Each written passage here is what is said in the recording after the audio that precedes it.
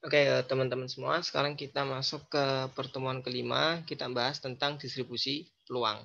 Jadi distribusi peluang ini sebenarnya lahir dari dua teori ya, tentang ini statistik deskriptif ya, digabungkan dengan teori probabilitas. Lahirlah yang namanya distribusi peluang ya. Kan di bab 2 atau pertemuan 2 sama ketiga kita udah bahas tentang statistik deskriptif ya. Kita bikin distribusi frekuensi, yaitu berkaitan dengan statistik deskriptif. Artinya apa? Mengumpulkan sampel. Nah, nanti sampel ini disajikan dalam frekuensi. Nah, itu yang dinamakan statistik deskriptif. Makanya waktu di pertemuan 2 dan ketiga kita ngebuat tabel distribusi frekuensi. Nah, kemudian di pertemuan kemarin ya, di pertemuan sebelumnya kita ngebahas tentang probabilitas. Oke. Nah, gabungan antara statistik deskriptif dengan probabilitas ini lahirlah yang namanya distribusi peluang. Jadi nanti ya mirip seperti distribusi frekuensi bentuknya tabelnya. Tapi frekuensinya nanti ya kolom frekuensi digantikan dengan kolom peluang. Nah, gitu ya. Nah, contohnya gimana? Contohnya ini kita ya mencari jumlah anak perempuan dari orang tua yang memiliki dua anak. Jadi dalam suatu desa misalkan gitu, kita nyari orang tua, kita cari tuh mana yang memiliki dua anak. Nah, dapatlah sampel jumlah anak. Jadi dari orang tua yang memiliki dua anak, ada yang anak perempuannya 0, artinya laki-laki semua tuh. Nah, ada 27 orang tua ya. Kemudian untuk yang jumlah anak perempuannya 1 ada 56. Nah, yang jumlah anak perempuannya 2 ada 17 orang. Ini kalau dijumlah ya, kalau dijumlah berarti ada 100 orang atau 100 sampel yang diteliti. Nah, ini dinamakan sebagai statistik deskriptif. Penyajiannya gimana? Ya tinggal kita tulis jumlah anak perempuannya kalau 0 27 frekuensi, kalau 1 56, kalau 2 17 ya. Ini dapatnya dari mana? Ya dapat dari observasi. Nah, gitu ya. Nah, kalau probabilitas kita menggunakan teori probabilitas nanti. Nah, jumlah anak perempuannya 0 itu berapa nih probabilitasnya? Ada 0,25. 0,25 dari mana? Nanti saya jelaskan. Kemudian kalau 1 itu 0,5. Kalau 2 itu 0,25. Nah, ini kalau kita ngejumlah ya, kalau kita dijumlah itu jumlahnya harus 1. Kalau jumlahnya tidak 1 berarti bukan distribusi peluang. Nah, ini ya. Jadi jumlahnya itu harus 1. Oke. Next, nah ini saya jelaskan ya, kenapa kalau jumlah anak perempuannya 0 itu 0,25. Nah ini kita bisa menggunakan diagram pohon ya. Jadi kan memiliki dua anak tuh. Kemungkinan anak pertama kan bisa laki-laki, bisa perempuan, ya kan? Kemungkinan anak yang kedua bikin cabang, laki-laki dan perempuan. Ini kan kita pelajari di probabilitas ya. Nah, seperti ini. Sehingga kemungkinan susunan anaknya gimana? Anak pertama laki-laki, anak kedua laki-laki. Nah, anak pertama laki-laki, anak kedua perempuan. Anak pertama perempuan, anak kedua laki-laki, atau anak pertama anak pertama perempuan, anak kedua perempuan. Kan bisa seperti itu. Nah, dari sini kan kita tahu nih, kalau yang perempuannya nol mana? Ini laki-laki semua tuh anaknya. Jadi kalau peluang 0 anak perempuan itu ada berapa? Satu ya, satu dibagi dengan ruang sampelnya atau semestanya. Semestanya berapa? 4. Nah, ketemu 1/4 sama dengan 0,25. Kalau satu anak perempuan, ya ini dua ini nih ya. Bisa anak perempuannya tuh sebagai anak kedua atau anak perempuannya sebagai anak yang pertama. Oke. Berarti ada berapa nih? 2/4. Ketemu probabilitasnya adalah 0,5. Next, kemudian yang ada dua anak perempuan. Semuanya anak perempuan berarti ya. Ada berapa nih? Ada 1/4 ya. Berarti 0,25. Nah ini ya. Jadi yang namanya distribusi peluang itu nanti pakainya seperti ini. Jadi nanti menggunakan teori probabilitas. Kalau yang statistik deskriptif dia menggunakan frekuensi sampel yang didapat. Gitu ya, itu yang membedakan antara distribusi frekuensi dengan distribusi peluang. Oke. Next, kemudian, nah ini kita bicara tentang ini perhitungan waktu di distribusi peluang ya. Ini masih ini di distribusi frekuensi, kemudian tabel yang di bawahnya ini distribusi peluang. Nah, ini ya. Kalau distribusi frekuensi, oke, distribusi frekuensi itu dia hubungannya dengan sampel. Nah, sampel ini hubungannya sama frekuensi. Tapi kalau distribusi peluang dia sudah masuk ke ranah populasi.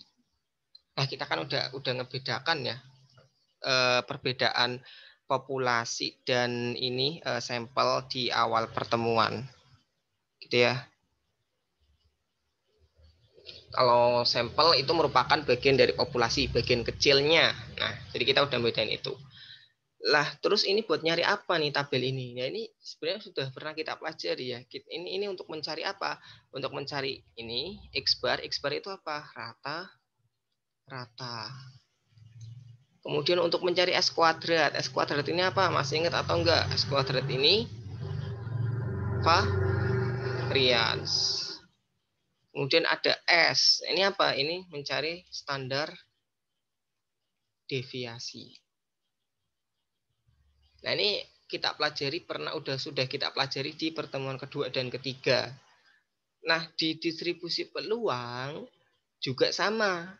Dia punya rata-rata, punya varians, punya standar deviasi juga. Cuma yang bedakan apa? Nah, kita kan udah pernah membahas nih perbedaan notasi. Nah, X bar itu kalau sampel, kalau populasi notasinya apa? Mu. Nah, kemudian S kuadrat itu varians untuk sampel kalau populasi. Nah, ini seperti huruf G ya. Sebenarnya bukan huruf G, tapi notasi sigma kecil. Sebenarnya bacanya juga sigma. Nah, cuma seperti huruf G. Jadi untuk orang awam ini saya katakan anggap saja huruf G ya. Sebenarnya bukan G tapi sigma kecil. Nah, saya katakan huruf G saja. G kuadrat. Nah, ini untuk apa? Untuk varians. Nah, kemudian G-nya ini untuk apa? Ya, untuk standar deviasi. Jadi, sebenarnya konsepnya sama antara perhitungan distribusi frekuensi dengan distribusi peluang. Nah, yang membedakan nanti mungkin rumus-rumusnya. Teman-teman bisa dihafal saja ya rumus-rumusnya. Nah, ini perhitungannya. Perhitungannya, oke, saya ke Excel saja ya buat perhitungannya. Nah, sekarang kita ke Excel. Nah, ini tabel yang di atas ini ya. Yang di atas itu menjelaskan tentang apa? Tentang distribusi frekuensi. Sebentar. Nah, ini ya, ini berarti distribusi frekuensi.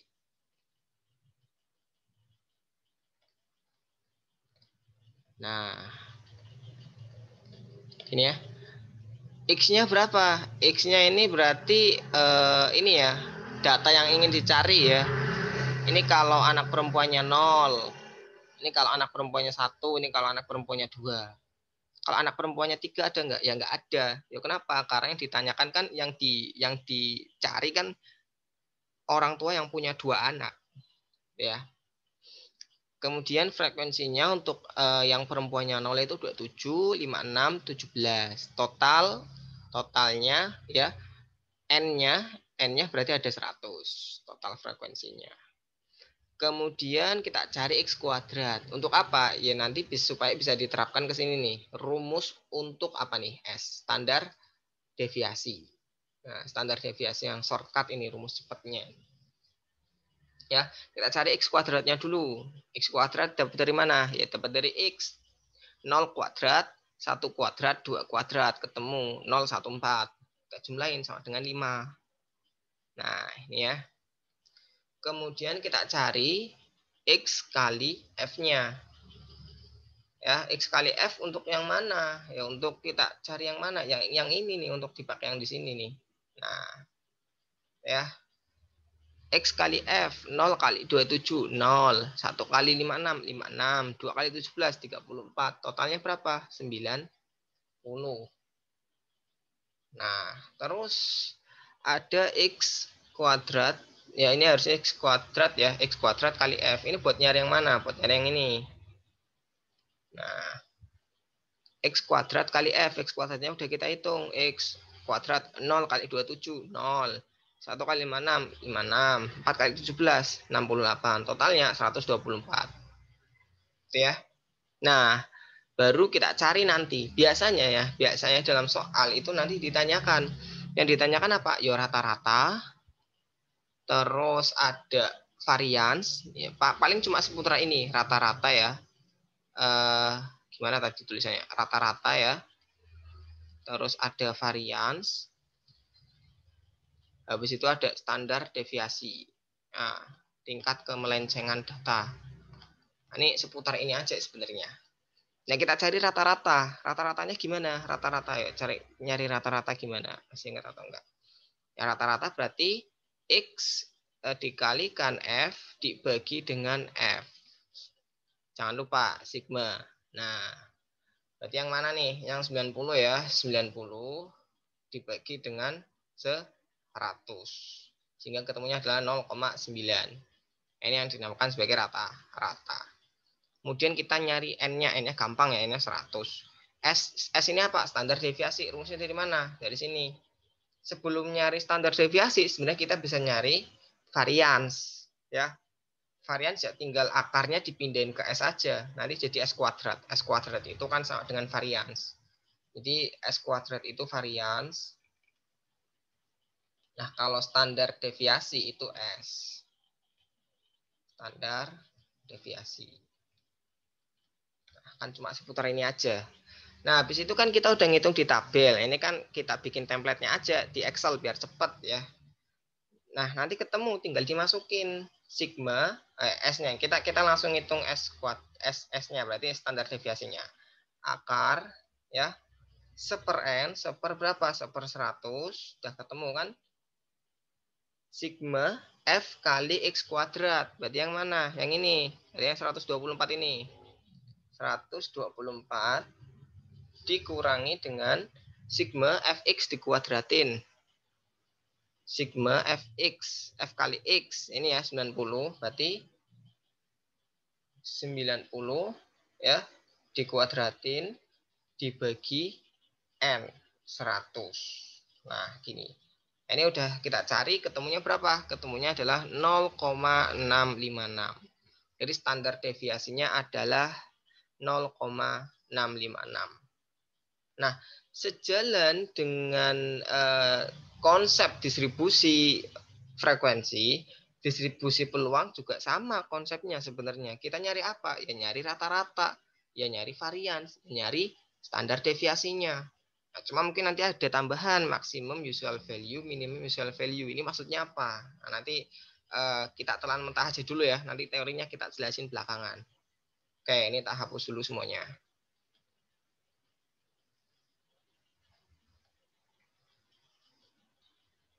Oke, tak hapusin dulu. Nah, tak kebawain lagi Excelnya. Nah, sekarang kita bahas yang distribusi peluang. Nanti bikin tabel aja seperti ini ya, biar cepat. Ketika ujian, bikin tabel, nanti tinggal masukin angkanya, selesai. Jadilah datanya langsung hasilnya. Ini kalau pengen cepat ya. Nah, ini kalau misalkan anak perempuannya 0. Berapa peluangnya tadi? 0,25. Terus kalau anak perempuannya 1, berapa? 0,5. Kalau peluang apa nih? Kalau anak perempuannya 2, berapa peluangnya? 0,25. Nah, ini kalau di total harus 1, hasilnya harus 1. Syarat distribusi peluang ini kalau kita total ya itu harus 1. Kalau nggak 1 berarti bukan distribusi peluang, gitu aja. Nah, terus kita nyari X kuadratnya berapa. Ini kenapa kalau kita nyari yang di tabel-tabel ini supaya bisa digunakan di rumus mean, variance, dan standar deviasi. Nanti kita masukkan ke sini. Gitu ya. Nah, X kuadrat kita gunain untuk apa? Ya ini untuk ngitung variance. Kan bisa nih ada X kuadratnya. Ya kan? Nah, gitu. Terus ada X kali P X, peluangnya X. Nah, ini 1. Ini untuk nyari apa? Untuk nyari rata-rata. Rata-rata rumusnya mirip-mirip ya, kayak distribusi frekuensi. X dikalikan PX dibagi PX. Jangan lupa ada sigmanya. Nah, gitu. Kalau di distribusi frekuensi kan X dikalikan F. Ya, terus dibagi sigma F gitu. Ada sigmanya. Jadi kan yang membedakan kan cuma ini kan peluang dengan notasi frekuensinya. Nanti diubah aja. Gitu aja. Ya. Terus ya ini kita ngitung untuk PX dikalikan X kuadrat. Nah, ini untuk hitung apa? Nah, untuk hitung ini bisa jadi nih variansi yang shortcutnya ya. Nah, itu ya. Terus kita ngitung juga X dikurangi mu kuadrat dikalikan PX. Nah, ini kalau rumus varians yang ini nih, yang atas. Kalau mau pakai yang bawah, silakan. Sama aja ketemunya ya. Kalau yang atas berarti nanti pakainya rumus X min mu dikuadratin. Ya. X ini berarti 0 ya. 0 dikurangi mu. Mu-nya ini kan rata-rata ya. Rata-rata ini kan notasinya mu. 0 kurangi 1 dikuadratin dikalikan PX 0,25. Ini berarti ketemu 0,25. Terus X kurangi mu. 1 kurangi 1, 0. Dikalikan peluangnya 0,5 ketemu 0. Kemudian 2 kurangi 1 berarti kan 1 dikalikan 0,25 ketemunya 0,25. Ketemunya 0,5. Nah, atau pakai cara yang shortcut. Nah, X kuadrat kalikan PX. Yang ketemu sigmanya adalah 1,5. Nanti tinggal dikurangi mu kuadrat, rata-rata kuadrat. 1,5 ya, nanti ini 1,5 dikurangi mu kuadratnya berapa? 1 kuadrat 1. Ketemunya berapa? 0,5. Kan sama hasilnya. Nah, sama. Terserah teman-teman pakai yang mana. Yang paling nyaman aja gitu ya. Nah, jadi kan min kan udah ketemu ini caranya. Minnya udah ketemu. Terus untuk oh ya sorry, ini ternyata ini bukan ini ya. Kita hapus. Untuk rumus ini ya, untuk rumus di saya lupa nih. Untuk rumus di peluang, distribusi peluang, mu-nya pakai rumus ini. Sorry, tadi ada salah ya. Bukan ini ya, bukan X dikalikan PX terus dibagi PX. Bukan ya, salah ya ini ya. Jadi beda sama yang distribusi frekuensi. Ini udah ada rumusnya di sampingnya sebenarnya. Tinggal teman-teman lihat aja. Nah, gini ya. Berarti rata-ratanya berapa? Ketemu 1. Variansnya ketemunya berapa? 0,5 tadi ya ini ya. Pakai cara yang atas atau pakai cara yang bawah. Kemudian untuk standar deviasinya ya tinggal diakarkan saja 0,5 ini. Ketemunya 0,707107. Kemudian ada maksimum usual value. Apa ini? Nah, nanti tak jelasin aja. Nanti tak jelasin sekarang telan mentah saja dulu. Ada rumusnya adalah mu ditambah 2 standar deviasi. Ini lambang standar deviasi ya. Berarti mu-nya berapa? 1 ditambah 2 kali 0,707. Nah, ketemu berarti 2,414. Kemudian kalau minimumnya dikurangi. Kemudian untuk expected value-nya itu ya sama dengan rata-rata itu sendiri. Nah, jadi expected value ya sama dengan min-nya, gitu ya. Ini teman-teman bisa bikin template-nya dulu lebih enak. Nanti tinggal masukin angkanya, peluangnya berapa. Ingat, distribusi peluang harus 1. Kalau tidak 1 berarti salah. Bukan distribusi peluang. Oke. Sekarang kita ke teorinya dulu. Ini kan secara umum saja ya rumus-rumusnya akan dipakai di pertemuan 5 ini. Sekarang kita ke teorinya. Nah ini ya, kita ke teori. Bentar, ini anotasinya belum dihapus. Nah, dulu. Ada konsep dasar. definisi dari distribusi probabilitas itu sendiri. Ini apa nih? Mendeskripsikan probabilitas untuk setiap nilai variabel. Variabelnya yang mana? Yang X-nya tadi ya. Dinyatakan dalam tabel, formula, atau grafik. Ya mirip-mirip kayak distribusi frekuensi. Kita bikin tabel, namanya tabel distribusi peluang. Kita bikin formula, tadi rumus-rumusnya ada. Dan kita bikin grafik, ya bikin histogram, atau bikin banyak penyajian data lain gitu ya. Kemudian variabelnya itu acak, punya nilai numerik ditentukan secara kebetulan. Ya kan kita tahu ya kemarin ya ketika pertemuan pertama kita ngebahas kalau sebenarnya data yang bagus tuh ketika datanya tuh ya acak, random. Kalau sudah ditentukan, nah berarti bisa terjadi kualitas datanya itu rendah gitu.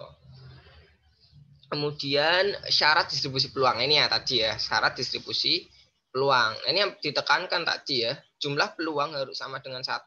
Ini sigma PX-nya harus sama dengan 1. Kalau tidak 1 berarti bukan distribusi peluang, gitu aja. Nah, kemudian untuk peluangnya juga di atas 0 dikurangi 1. Jadi nggak ada tuh peluang yang negatif, nggak ada juga peluang yang lebih dari 1. Nggak ada. Maksimal 1, minimal 0. Kalau 0 masih bisa. Next ya. Kemudian parameter. Nah, ini parameter kan berkaitan sama rumusnya tadi ya. Udah tak jelasin di Excel langsung tadi ya. Sama. Min-nya itu dinotasikan sebagai mu sama dengan sigma X peluang X. Peluang kejadian X. Kemudian untuk variansinya ada 2 rumus. Silakan pakai yang mana terserah. Kalau saya sih lebih suka yang di bawah ya. Karena lebih cepat ini. Yang ini shortcutnya. Kemudian ada standar deviasinya, tinggal varians diakarkan aja. Gitu. Terus berkaitan dengan penyajian datanya ya bisa pakai histogram nanti. Ini ada probabilitasnya. Kemudian di sini kalau ini kan tadinya frekuensi ya.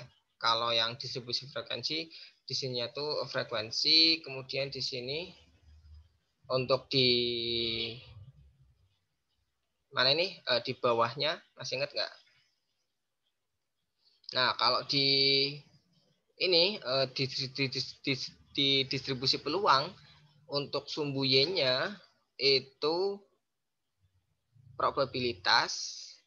Nah, kemudian untuk di sumbu X-nya ini nggak ada namanya nih. Ini yang bikin kelupaan nih, nggak ada namanya. Harusnya dikasih nama. Ini salah satu penyajian data yang bikin miss pembaca sebenarnya. Ini contoh saja ya untuk pengalaman.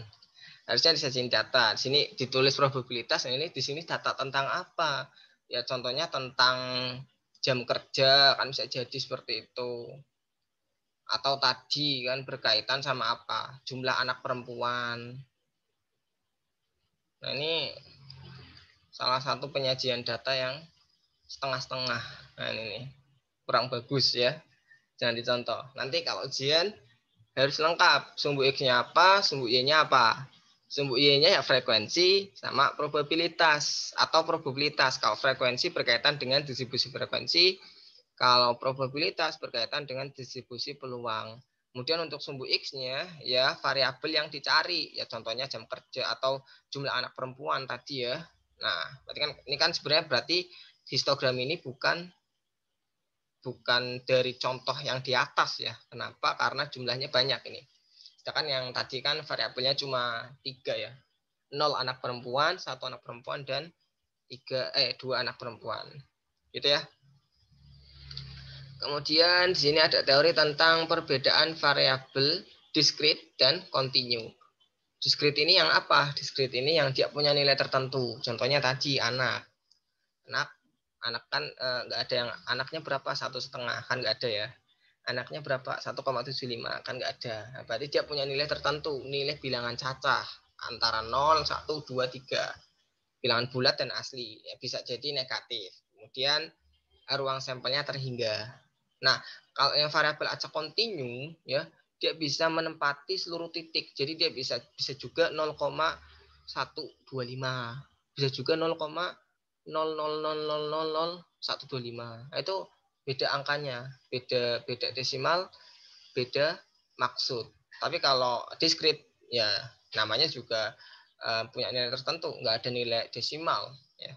Kalau 1 ya 1, 2, 3, 4 gitu. Nah, ini kalau ini ruang sampelnya tak terhingga. Ya kan bisa 0,00000 seperti itu ya. Kan nggak tahu ya nolnya berapa. Kemudian ada expected value. Nilai yang diharapkan ini sebenarnya ya nilai rata-rata itu sendiri ya. Nilai rata-rata yaitu adalah nilai yang diharapkan. Misalkan kita ingin meneliti sebuah populasi tadi ya berkaitan dengan apa tuh probabilitas anak perempuan. Harapannya berapa sih yang kita dapat? Ya sebenarnya kalau mau nyari harapannya ya cari nilai rata-ratanya saja cukup itu. Kalau misalkan kita dalam sebuah ujian ya harapan kita berapa sih yang mungkin realistis ya carilah nilai rata-rata dari sebelumnya itu kamu berapa itu mungkin kemampuanmu gitu sebenarnya itu expected value. Kemudian mengidentifikasi nilai tak biasa. Contohnya tadi kan kelahiran 2 anak ya berarti ya jadi satu pasang dia melahirkan 2 kali ya 2 kali antara anak laki-laki dan perempuan atau laki-laki perempuan atau perempuan laki-laki nah, itu ya tapi suatu saat bisa jadi ada sebuah unusual value nilai yang tidak biasa contohnya ini dalam satu keluarga dia sebenarnya si ibu ini melahirkan 2 kali yang pertama dia melahirkan anak laki-laki 1 kemudian kelahiran yang kedua dia kembar 2 perempuan semua. Nah yang dinamakan sebagai kejadian unusual. Jumlah kelahirannya berapa? 2 kali. Cuma kelahiran yang kedua dia punya anak kembar. Nah, jadi kan tak biasa nih. Tak biasa dinamakan sebagai tak biasa atau justru kembar 3, perempuan, laki-laki. Nah, ini yang dinamakan unusual value. Maka dicari kalau kejadian kembar ini unusual value, maka sebenarnya berapa sih nilai maksimal dan minimal usual value itu sendiri? Nah, ditentukanlah oleh rumus mu ditambah 2 standar deviasi atau mu dikurangi 2 kali standar deviasi. Nah, ini contohnya mu-nya rata-ratanya itu 1, kemudian ada standar deviasinya 0,7. Maka maksimal usual value-nya berapa? 1 plus 2 kali 0,7 ketemu 2,4. Minus min usual value-nya tinggal di minus. Nah, ganti notasi minus 0, tadi 1 dikurangi 1,4 sama dengan minus 0,4. Oke. Nah, kemudian ada pembahasan tentang rare event value. Nah, ini apa nih? Ini aturan untuk peristiwa yang jarang terjadi atau bahkan tidak mungkin ya. Contohnya dalam pelemparan 1000 kali koin ya. Kita ngelempar koin 1000 kali, itu yang muncul angka tuh 992 kali, sedangkan yang muncul gambar cuma 8. Ini kan kalau berdasarkan teori probabilitas ini nggak mungkin. Kenapa? Karena teori probabilitas tuh sebenarnya ya antara peluang keluarnya angka dan gambar itu berapa? Ya 50%, 50%. Makanya ketika 1000 kali lemparan, hasilnya pasti akan mendekati angka 50% ini. Ya katakanlah satunya itu 545. Nah, satunya lagi misalkan 455.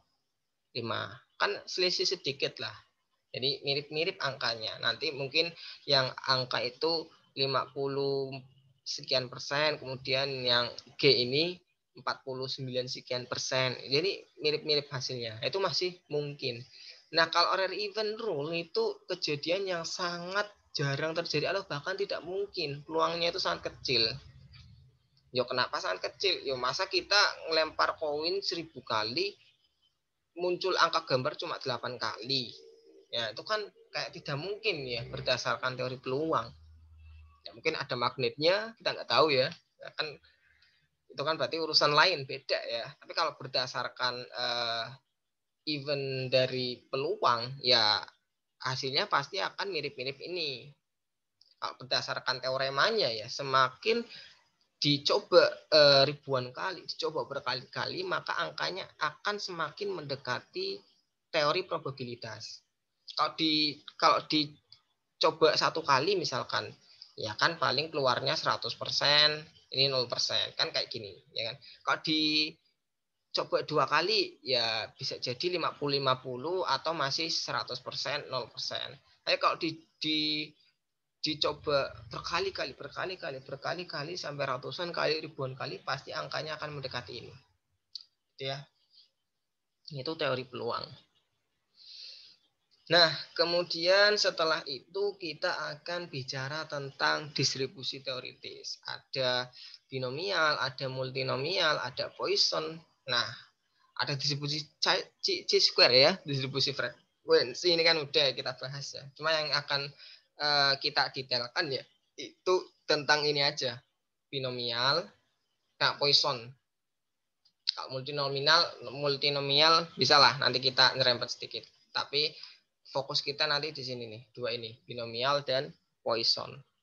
Binomial ini apa? Binomial ini sebenarnya ya peluang sih, mirip kayak peluang, cuma hanya ada dua pilihan kalau binomial. Dua hasil. Nah, ini ada dua hasil. Kalau milih mau sukses atau gagal kalau binomial. Kemudian syaratnya apa? Nah, syaratnya itu ya ini syarat-syaratnya, sesuatu yang harus dipenuhi. Kalau ini nggak dipenuhi berarti dia bukan binomial. Nah, ini ya, jumlah percobaan adalah bilangan bulat. Dicoba berapa kali? Dicoba 1 kali, 2 kali, 3 kali, 4 kali, 100 kali. Itu kan bulat tuh. Dicoba berapa kali? 10,5 kali. Ya, itu berarti nggak bisa. Ya, jumlah percobaan ya harus bulat. 10,5 maksudnya berapa tuh percobaannya.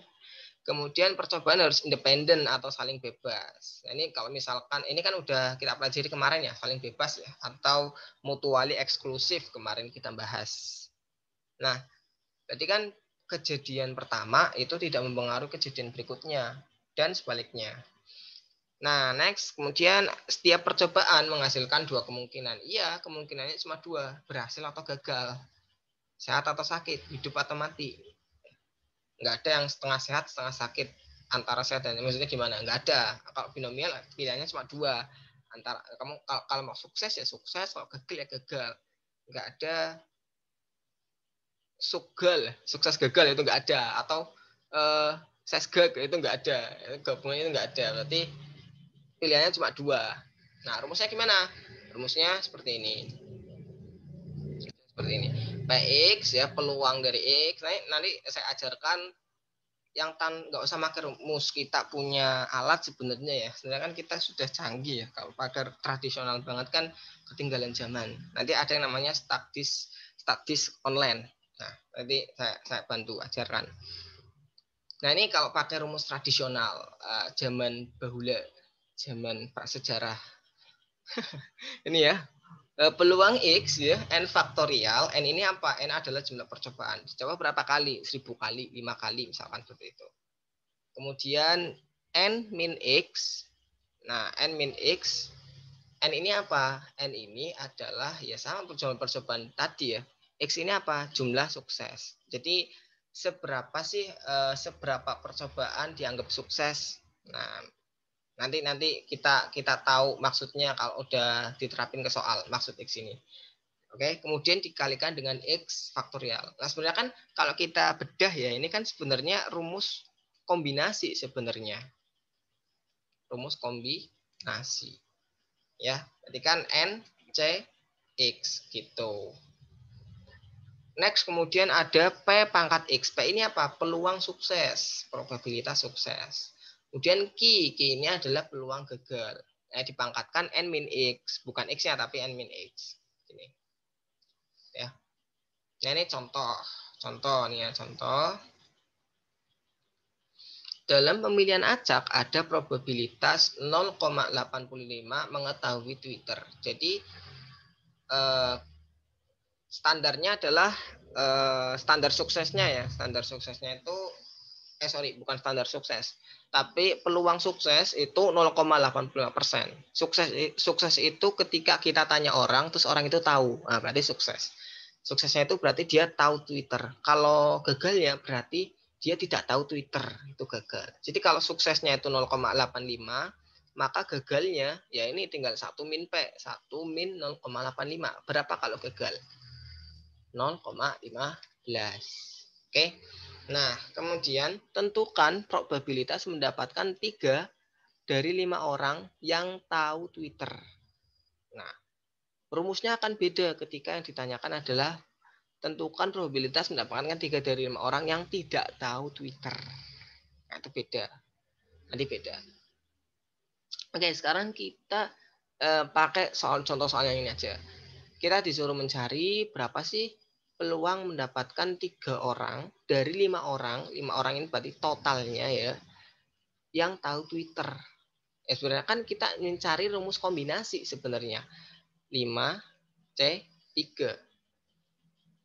Ini kurang tahu ya, saya kebalik atau apa ya. Intinya 5 ini totalnya lah ya. Jadi nanti 5 ya, 5 faktorial, 5 min 3 faktorial dikalikan 3 faktorial. Ini ya. Kemudian dikalikan, ini kan sebenarnya kan rumus kombinasi. Kita udah belajar di pertemuan kemarin ya. Dikalikan dengan ya ini probabilitas sukses berapa? 0,85 dipangkatkan 3. 3 ini apa? 3 ini adalah X-nya. Seperti rumusnya tadi ya, X ini. Nah, kemudian untuk yang gagal nanti kita pangkatkan dengan N min X. Berarti 5 kurangi 3. Ketemu 2. Nah, ini ketemu nanti hasilnya adalah 0,138. Nah, semisal ditanyakan, kalau misalkan 2 orang peluangnya berapa? Kalau misalkan 3 orang, tadi peluangnya 0,138. Kalau 4 orang peluangnya berapa? Kalau 5 orang peluangnya berapa? Atau kalau 0 orang peluangnya berapa? Nah, dengan probabilitas sukses 0,85. Berarti kan sebenarnya kan dari contoh soal ini bisa bisa dicari pertanyaan-pertanyaan lain. Ini kebetulan yang ditanyakan cuma 3. Gimana kalau misalkan kita disuruh mencari berapa peluang 0, 1, 2, 3, 4, 5. Jadi peluang mendapatkan 0 orang dari 5 orang yang tahu Twitter. Atau peluang mendapatkan 1 orang ditanyakan semua. Ini kalau pakai rumus lama. Ya, kalau pakai rumus manual lama. Nanti ada caranya pakai teknologi kita bisa nyari. Nanti langsung ketemu hasilnya. Oke. Tapi sebelum itu ya kita ajak ke sini dulu. Parameter distribusi normal. Ya ini sebenarnya sama ya namanya parameter, nanti nyari min, varian, standar deviasi. Cuma balik-balik itu doang nanti. Min ini apa? Min ini ketika rata-rata ya. Nanti rumusnya adalah N dikalikan P. N ini apa nih N? N adalah totalnya ya. Kalau tadi berarti kan 5 ya. Jumlah percobaan. N ini jumlah percobaan. Ini ada tulisannya. Enggak ngelihat saya. N jumlah percobaan, kemudian P-nya adalah peluang sukses. Nah, ini contohnya tadi, contoh soal yang tadi. Berarti mu-nya berapa? Nah, N-nya berapa tuh N-nya? N-nya 5. Kemudian untuk peluang suksesnya adalah 0,85. Sebentar.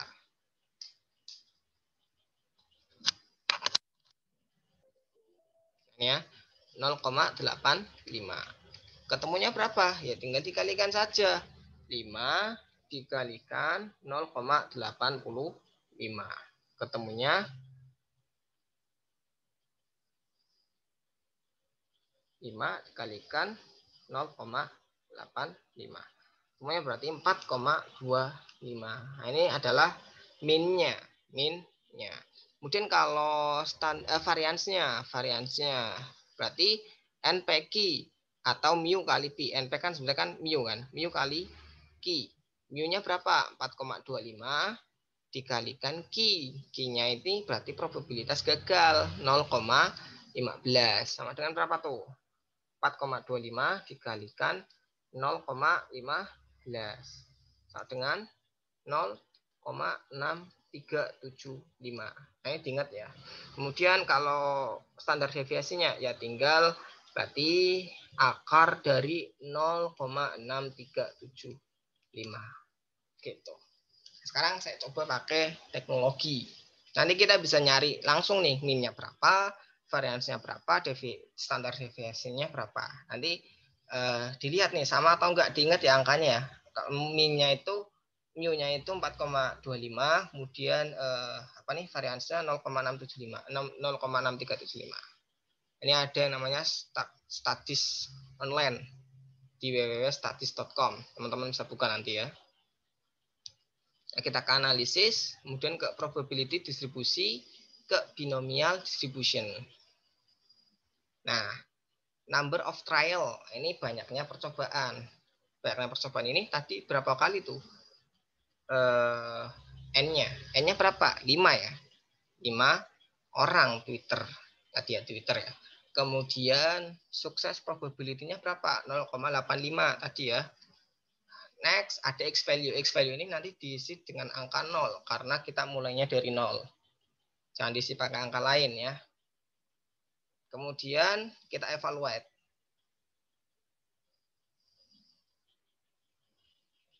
Nah, ketemu nih. Ketika ini peluang X-nya itu 3. Nah, ini ada angka 3 ya. X di 3. Sebentar, saya coret-coret dulu. Nah, ini ya. Peluang ketika X-nya adalah 3. Udah ketemu. 0,138, 178 sama lebih akurat. Min-nya berapa? 4,25. Sama ya. Variansinya berapa? 0,6375. Kalau standar deviasi tadi kan kita nggak ngitung ya. Nah, gitu ya. Nanti hasilnya sama. Misal ditanyakan berapa peluangnya satu orang dari 5 orang itu. Ya ini berarti 0,0021516. Kalau peluangnya 5 orang itu semuanya tahu Twitter gimana? Ya ada 0,4437053. Gitu.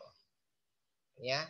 Ini cara baca tabelnya nanti gimana interpretasinya? Ya tinggal kita analisis peluangnya semakin banyak semakin banyak orang tujuannya ya. Berarti semakin banyak tujuan berapa orang tadi ya, mau nyari berapa orang, 1 orang, 2 orang, semakin banyak, maka peluang ditemukannya atau peluang berhasilnya itu semakin tinggi. Ini kan awalnya 0,0000 itu ya. Kemudian sampai pada level yang tertinggi itu 0,44. Jadi semakin tinggi. Jadi kesimpulannya semakin banyak ya semakin banyak X-nya itu nanti peluangnya akan semakin besar gitu. X-nya itu apa? Nah, kita balik lagi ya ke teorinya. Ini ya, nanti pakai statis saja biar cepat. X-nya itu apa sih tadi sih? Variabelnya. Oke, variabelnya. Jadi semakin tinggi variabel, maka peluangnya akan semakin banyak. Kesimpulannya seperti itu. Nah, ini contoh lain. Contoh lain ini kita nanti coba cari sama atau enggak gitu ya. Merek McDonald memiliki popularitas 95%. Berarti dianggap berhasil ketika popularitas 95%. Gagalnya berarti kalau tidak populer senilai 5% atau 0,05. Dari 12 orang yang dipilih secara acak, tentukan min dan standar deviasi jumlah orang yang mengenali merek McDonald. Kita suruh nyari min, kita suruh nyari standar deviasi. Ya sebenarnya bisa pakai cara tadi ya. Nanti tinggal dipilih lebih cepat yang mana. Nah, ini kan kebetulan kan cukup nyari min sama standar deviasi ya. Nah, mungkin lebih cepat pakai ngitung manual. Kalau tadi kan kalau misalkan disuruh nyari peluang 3 dari 5 orang tahu Twitter. Nah, itu lebih cepat pakai teknologi. Kalau ini kan malah lebih cepat pakai hitung manual. Udah. Tapi nanti hasilnya sama. Teman-teman bisa coba sendiri deh. Nanti ketemu semua. Nih misalkan saya coba deh ya. Berarti number of trial-nya 12, keberhasilannya 0,95, X value-nya 0. Nah, hasilnya sama nanti. Ini ya, min-nya 11,4, standar deviation 0,755, variansinya 0,57. Nah, ini nolnya nol semua. Ini sebenarnya bukan nol ya, tapi 0,00000-nya banyak banget gitu ya, sampai tabelnya nggak muat. Tuh, nanti semakin banyak variabelnya, semakin tinggi probabilitasnya. Itu cara menginterpretasi datanya. Kemudian berdasarkan ini soal yang kedua. Berdasarkan pendapat Haris, 60% orang percaya pada iblis. Berarti tingkat kesuksesannya, sukses itu kalau dia percaya sama iblis. Gagalnya kalau dia nggak percaya. Jadi seperti itu. Apabila dipilih 5 orang secara acak, maka tentukan, nah ini yang mungkin kita perlu teknologi ya. Maka tentukan probabilitas 3 dari 5 orang percaya iblis. Nah, kemudian pertanyaan yang kedua, kemungkinan jumlah orang yang percaya setidaknya 2 orang. Setidaknya 2 orang. Berarti minimal 2. Berarti kalau 3 masuk nggak? Masuk. Kalau 4 masuk nggak? Masuk. 5 masuk nggak? Masuk. Nah, jadi kalau pakai rumus kayak gini, lama kalau yang ditanyakan soal seperti ini. Pakai teknologi. Nah, ini kita ingat angkanya nih, 0,346. Kemudian ini jumlahin ya.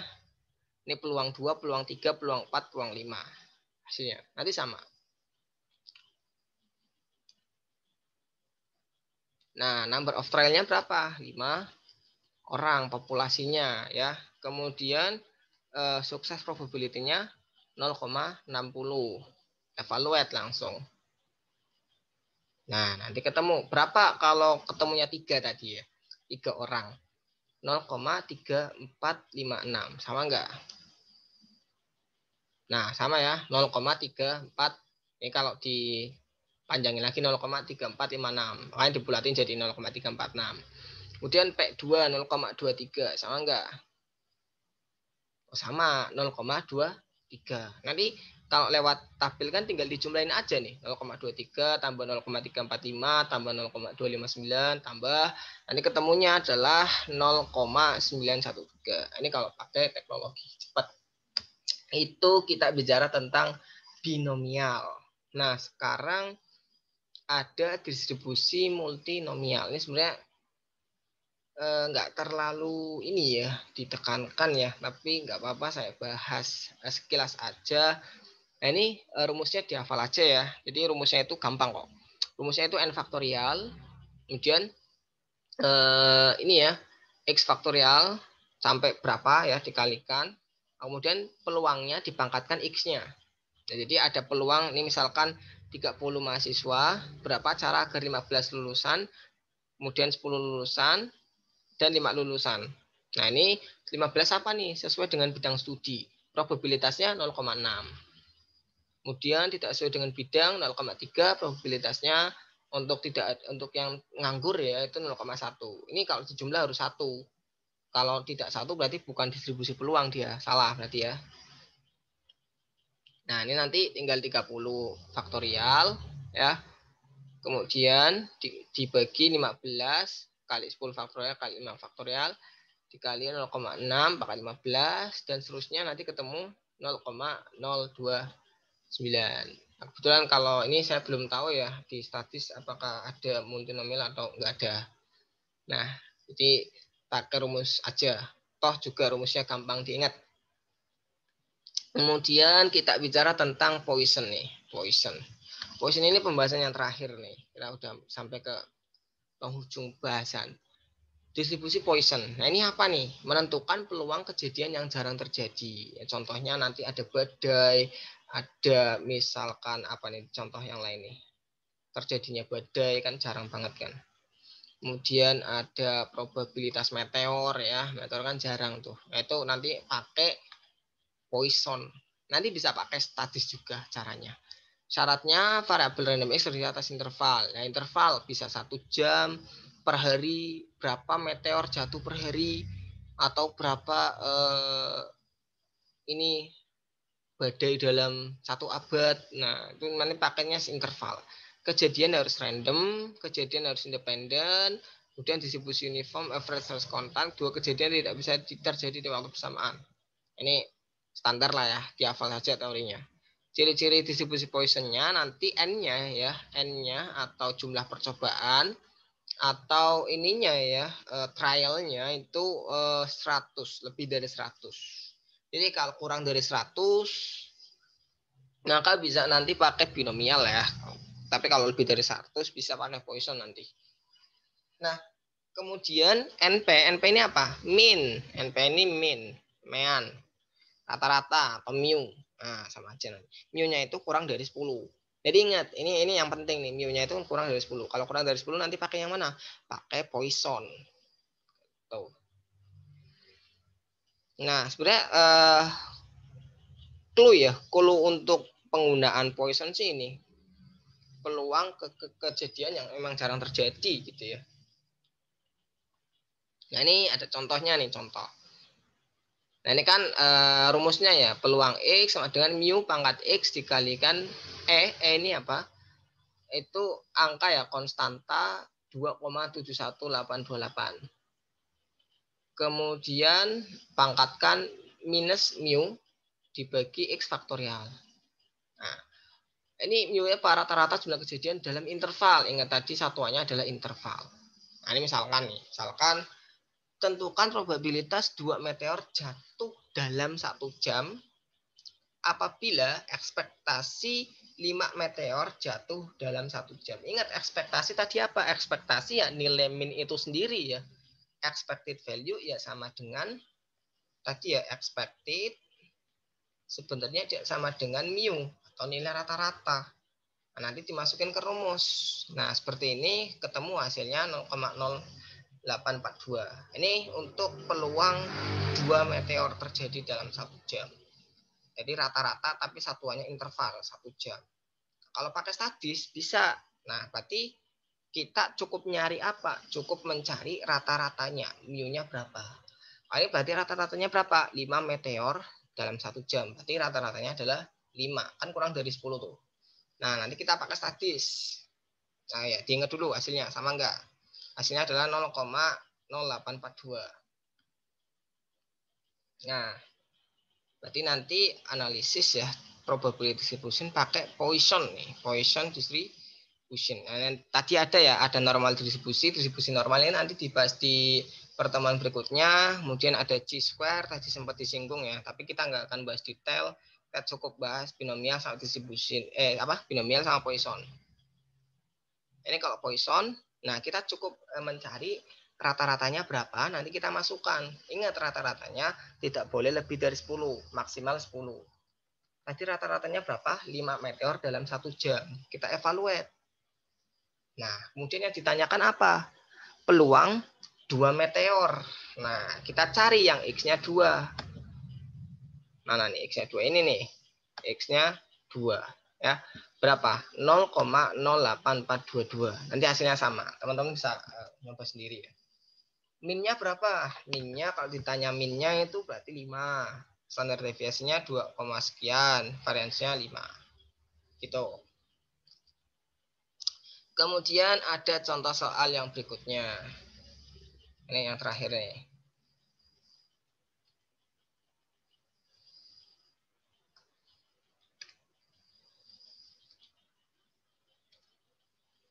Nah, dalam 100 tahun, ini kalau nyari ini ya, min sama standar deviasi ya, sama aja. Dalam 100 tahun, ada 530 badai. Asumsi menggunakan distribusi Poisson. Tentukan rata-rata probabilitas 2 badai dalam 1 tahun. Ini apa nih satuannya? 1 tahun. Maka intervalnya harus kita jadikan 1 tahun. Kalau yang ditanyakan adalah 1 tahun. Jadi rata-ratanya berapa? Kalau 100 tahun 530. Kalau 1 tahun berarti 530 bagi 100. Ketemu 5,3. Terus kita masukin 5,3 di statisnya nanti. Nah, ini nanti hasilnya 0,0701. Sama enggak nih? Kita coba ya.